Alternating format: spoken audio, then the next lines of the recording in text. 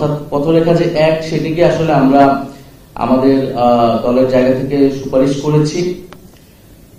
তো নতুন সংবিধান বা গণপরিষদ নিয়ে এখানে অনেকগুলো আলোচনা হয়েছে। একটা আলোচনা যে আমরা তো সংবিধান রিরাইট করছি না, তাহলে আসলে কেন গণপরিষদ? এখানে তো ঐক্যমত্য কমিশন হয়েছে, সেখানে সব আলোচনা হচ্ছে, তাহলে গণপরিষদ আসলে তো বিতর্কের জায়গা থাকবে না। তো গণপরিষদে যদি আমাদের সেই রকম আলোচনার জায়গা না থাকে, আলোচনাগুলো যদি আগেই হয়ে যায় বা ঐক্যমত্য যদি চলে আসে, তারপরেও আমরা মনে করি যে গণপরিষদ প্রয়োজন। এতেও গণপরিষদের ভূমিকাটা কম হয়ে যায় না, কারণ সংবিধানের মৌলিক সংস্কারগুলো করার জন্যই আসলে আপনাকে জনগণের ম্যান্ডেট লাগবে। আপনি সংবিধানে কেবল সংশোধনীর মাধ্যমে এই পরিবর্তনগুলো করতে পারবেন না।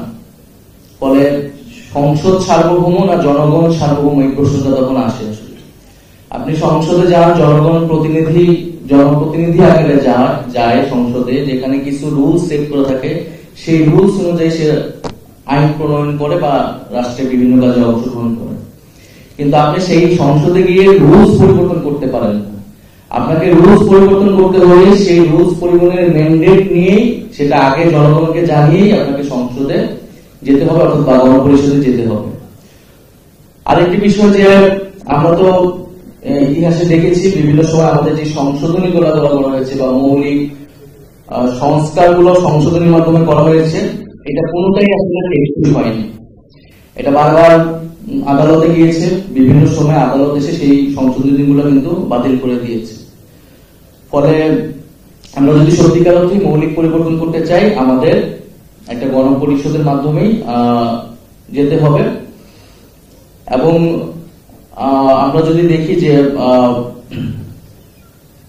৭২-এর সংবিধান নিয়ে যে আলোচনা বা সমালোচনা গুলো রয়েছে, ৭২-এর যে গণপরিষদ, সেই গণপরিষদ নিয়েই সমালোচনা রয়েছে। অর্থাৎ জাতি হিসেবে আমরা একটা নিজেরা সমঝোতার ভিত্তিতে একটা জাতীয় চুক্তি বা সংবিধান তৈরি করতে পারবো, সেই সক্ষমতা এখন আসলে অর্জন করে উঠতে পারিনি। এবং একটা গণঅভ্যুত্থানের পরে যখন আমাদের সামনে সেই সুযোগ এসেছে, আমরা সেই সুযোগটাকেও এখন অস্বীকার করছি বা হারাতে যাচ্ছি। আমাদের সংবিধান এমনও হয়েছে যে একটা ব্যক্তির ইচ্ছার জন্য, একটা ব্যক্তিকে আরেকটা পদে দেওয়ার জন্য কয়েকবার সংশোধন করা হয়েছে।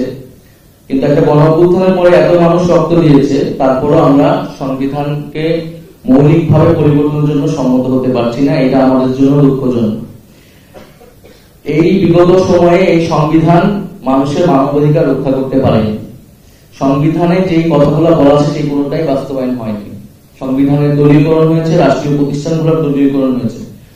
ফলে সংবিধান পরিবর্তন করলে বা একটা ভালো সংবিধান তৈরি করলেই সব সমস্যার সমাধান হয়ে যাবে, এরকমটা না। কিন্তু সংবিধানকে যদি আপনি রাষ্ট্রের সর্বোচ্চ একটা চুক্তি আকারে ধরেন, তাহলে সেই চুক্তির সাথে জনগণের একটা আস্থার জায়গা থাকতে হবে। বিগত সময় কিন্তু সেই আস্থার জায়গাটা নাই। ফলে একটা নতুন সংবিধান তৈরি করার মাধ্যমে কিন্তু আপনি জনগণের সাথে সেই রাষ্ট্রের সম্পর্ক, সেই আস্থার জায়গাটা কিন্তু আবার স্থাপন করতে পারবেন। আরেকটি বিষয় হচ্ছে যে আমরা এখন তাবৎ যে আলোচনা করছি রাষ্ট্র সংস্কারের, সংবিধান সংস্কারের, সেটা কিন্তু যে ফ্যাসিবাদী ব্যবস্থা বিলোপের একটা ছোট্ট অংশ মাত্র। আমরা আমাদের এক দফার ঘোষণায় বলেছিলাম যে ফ্যাসিবাদী ব্যবস্থার বিলোপের মাধ্যমে একটা নতুন রাজনৈতিক বন্দোবস্ত প্রতিষ্ঠা করা। ফ্যাসিবাদী ব্যবস্থার মধ্যে আমাদের দৃষ্টিতে অন্তত 4টা জায়গা আছে রাষ্ট্রে, যার মধ্য দিয়ে ফ্যাসিজম তৈরি হয়েছে। তার একটা হচ্ছে তার একটা সাংবিধানিক ভিত্তি আছে ৭২-এর মুজিববাদী সংবিধানের মধ্য দিয়ে। দ্বিতীয়ত তার একটা অর্থনৈতিক দিক আছে, যার ফলে এই মাফিয়াতন্ত্র, লুটেরা, দুর্নীতির অর্থনীতি তৈরি হয়েছে এবং যেটা সমাজে বৈষম্য তৈরি করেছে। ফলে সেই বৈষম্য দূর করতে কিন্তু মানুষ আসলে রাজপথে নেমে এসেছে। তৃতীয়ত তার একটা রাজনৈতিক দিক আছে, যে দমন পীড়ন, মানবাধিকার হরণ করেছে, বিরোধী মতকে দমন করেছে, অর্থাৎ যে বাকশালী চরিত্র সেটি আসলে ফুটে উঠেছে। আরেকটি তার সাংস্কৃতিক দিক আছে, সাংস্কৃতিক ফ্যাসিজম আছে, যেটা বাংলাদেশের যে সাংস্কৃতিক বহুত্ব সেটাকে অস্বীকার করেছে। ফলে এই যে ফ্যাসিবাদী ব্যবস্থার আমরা 4টা দিক বলছি, তার একটা দিক সংবিধান বা রাষ্ট্র কাঠামো নিয়ে কিন্তু আমরা এই সময়টা আলোচনা করছি। আমাদের যদি সত্যিকার অর্থে ফ্যাসিবাদী ব্যবস্থাকে বিলোপ করতে হয়, তাহলে কিন্তু এই 4টা দিকেরই আসলে সংস্কার করতে হবে এবং পরিবর্তনের মধ্য দিয়ে যেতে হবে। এবং আওয়ামী লীগের একটা কনস্টিটিউশনাল ফিলোসফি আছে, একটা কনস্টিটিউশনাল পলিটিক্স আছে, যেটার বেস হচ্ছে 72। আমরা দেখছি এরপরে 75 পরবর্তী সময়ে সময়ে আমাদের সংবিধান একটা নতুন প্রণীত হয়েছে, সেটা মূলনীতিগুলো পরিবর্তন হয়েছে, কিন্তু সেটাও সংশোধনের মাধ্যমে, এবং সেই সংশোধনী কিন্তু আসলে টিকলো না। সেই মূলনীতিগুলো বা সেই সাংবিধানিক চরিত্রটা জাতীয় চরিত্র পেয়েছিল কিনা, জনগণের সম্মতি ছিল কিনা, সেটা ভিন্ন প্রশ্ন। কিন্তু বিএনপি কিন্তু সেই ইতিহাস থেকেও শিক্ষা নেয়, যে সেই 75 পরে যে সুযোগ এসেছিল, তখনও যদি গণপরিষদের মাধ্যমে 72-এর সংবিধান ফেলে দিয়ে আমরা নতুন সংবিধান করতে পারতাম, তাহলে বাংলাদেশে আরেকটা যাত্রা আসলে শুরু হতো। সেই জায়গা থেকে কিন্তু আমাদের শিক্ষা নেওয়ার আছে, এবং 24-এর পরে যেহেতু আমাদের সেই সুযোগটা এসেছে, আমরা মনে করি যে একটি গণপরিষদের মাধ্যমেই আমাদের রাষ্ট্রের ভিত্তিটা নতুন করে ঐক্যমতের মাধ্যমে স্থাপন করা আসলে উচিত। নাগরিক কোয়ালিশনের আরো কিছু যে প্রস্তাবনাগুলো রয়েছে, প্রধানমন্ত্রী মেয়াদ সীমা 2 টার্ম, এটা আমরা সমর্থন করছি। এটা হয়তো অনেকে বলছেন পৃথিবীর বিভিন্ন জায়গায় মেয়াদ এটা নজির নেই, কিন্তু আমাদের দেশের বাস্তবতায় এবং পরিবারতান্ত্রিক কাঠামো থেকে বের হয়ে নতুন নেতৃত্ব বিকাশের জন্য আসলে এটি প্রয়োজন বলে আমাদের কাছে মনে হয়েছে। এছাড়া এর পাশাপাশি রাষ্ট্র কাঠামো সংস্কারের পাশাপাশি রাজনৈতিক সংস্কার, সংস্কৃতি সংস্কারের কথা অনেকে বলছেন। আমরা মনে করি যে সংস্কারের যে কর্মসূচিটি শুরু হয়েছে, এটি আসলে অব্যাহত রাখতে হবে, এটি আসলে ধারাবাহিকতা থাকতে হবে, এবং এটি শুধু সংবিধান বা রাষ্ট্র কাঠামো সংস্কার নয়, বরং আমাদের রাজনৈতিক, সংস্কৃতি এবং অর্থনৈতিক যে সংস্কারের কর্মসূচিগুলো, সেগুলো আমাদের রাজনৈতিক দল আকারে এবং পরবর্তীতে যারা সরকারে আসবে তাদের সেই কার্যক্রমগুলো চালু রাখতে হবে।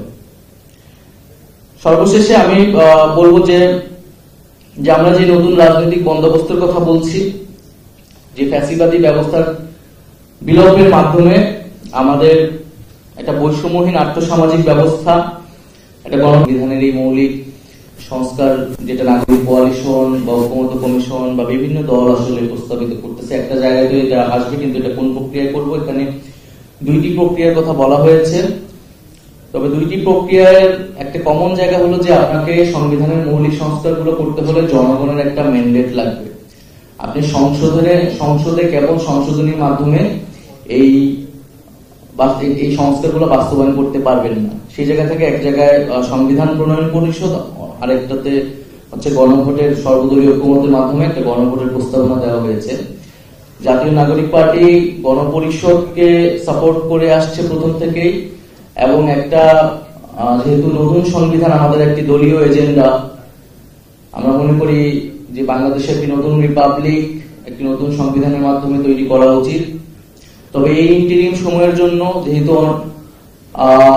একটা মধ্যপন্থা হিসেবে আমরা বলেছি যে নির্বাচিত যে সংসদ, সেটি হচ্ছে একই সাথে আইনসভা এবং সংবিধান প্রণয়নের জন্য অর্থাৎ গণপরিষদের জন্য ব্যবহৃত হতে পারে।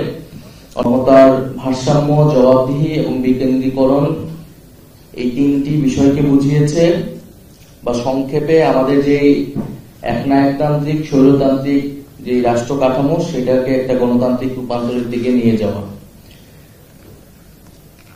আমরা হয়তো সেই মৌলিক সংস্কারের বিস্তারিত এখানে আমি বলবো না।